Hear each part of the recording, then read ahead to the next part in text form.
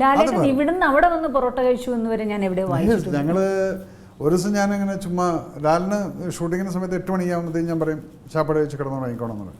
അപ്പോൾ ഒരു ദിവസം എൻ്റെ അടുത്ത് ചോദിച്ചു എവിടേക്കാണ് അണ്ണാ 8 മണി കഴിഞ്ഞാൽ പോകുന്നത്. ഞാൻ ഇന്നലെ റൂമിൽ വന്നിരുന്നില്ല. ഞാൻ പറഞ്ഞു ഞാനവിടെ പൊറോട്ട കഴിക്കാൻ പോയതാ റെയിൽവേ സ്റ്റേഷന് മുമ്പിൽ എന്ന് പറഞ്ഞു. അവിടെ നല്ല പൊറോട്ട ഉണ്ടല്ലോ. അപ്പോൾ പിറ്റേ ദിവസം പ്ലാനായി. അങ്ങനെ 7:30 മണിക്ക് ഞങ്ങൾ എല്ലാവരും കൂടെ നടന്ന് പോയി. കുറച്ച് കഴിഞ്ഞപ്പോഴാണ് ഈ നോർത്ത് ഇന്ത്യൻസിനൊക്കെ ലാലേട്ടനെ അവർ കമ്പനിയിലും അവിടെ ഇവിടെ കണ്ടിട്ടുള്ള വ്യക്തി ഇത് തന്നെ അല്ലേ എന്നുള്ള അപ്പോഴാണ് റിയലൈസ് ചെയ്യുന്നത്. എനിക്ക് തോന്നുന്നു 1-2 മലയാളി പട്ടാളക്കാരും പിന്നീട് മലയാളി പട്ടാളക്കാരെല്ലാം വന്നു. പക്ഷേ ഈ നോർത്ത് ഇന്ത്യൻസ് അടക്കം നോക്കിയപ്പോൾ ഞങ്ങളവിടെ ഇരുന്ന് ഈച്ചയൊക്കെ ആട്ടിയിട്ട്, കാരണം ഇഷ്ടംപോലെ ഈച്ചയൊക്കെ ഉണ്ടായിരുന്നു.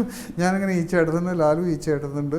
അപ്പോഴത്തേക്കും എൻ്റെ കൂടെയുള്ള കേണൽ വേറൊരുത്തനുണ്ടായിരുന്നു, അവനും വന്ന് എല്ലാവരും കൂടെ ഞങ്ങൾ പൊറോട്ടയൊക്കെ ഇരുന്ന് അടിച്ച് ഡിഫറെൻറ്റ് വെറൈറ്റി പൊറോട്ടയൊക്കെ കഴിച്ച് തിരിച്ച് ഞങ്ങൾ ടൗണിൽ കൂടെ നടന്ന് കാളകളെയൊക്കെ അങ്ങോട്ടും ഇങ്ങോട്ടും സൈഡിലേക്കൊക്കെ അതൊരു, കാരണം ലാലു വാസ് ഫീലിംഗ് ഫ്രീ. ടൗണിൽ കൂടെ ഇങ്ങനെ നടക്കാൻ പറ്റുന്നത് അങ്ങനെ സാധിക്കാത്തൊരവസ്ഥയാണ്. ഇപ്പോൾ കേരളത്തിലൊക്കെ ആണെങ്കിൽ നടക്കാൻ പറ്റില്ല. അത് അവിടെ ഞങ്ങളൊരു ഷോർട്ട്സ് ഒക്കെ ഇട്ടിട്ട് ഇങ്ങനെ നടന്ന് ഒരു പഴമൊക്കെ വാങ്ങിച്ചു നിന്ന്. അല്ല, സ്വാതന്ത്ര്യം അനുഭവിക്കുക എന്ന് പറയുന്നത് നമ്മുടെ നാട്ടിൽ സ്വാതന്ത്ര്യം ഇല്ലാത്തതുകൊണ്ടല്ല, പക്ഷെ മലയാളികൾക്ക് അത്ര ഇഷ്ടമാണ് ലാലേട്ടൻ ഇങ്ങനെ തെരുവോരത്തൂടെ നടക്കാൻ പറ്റില്ല.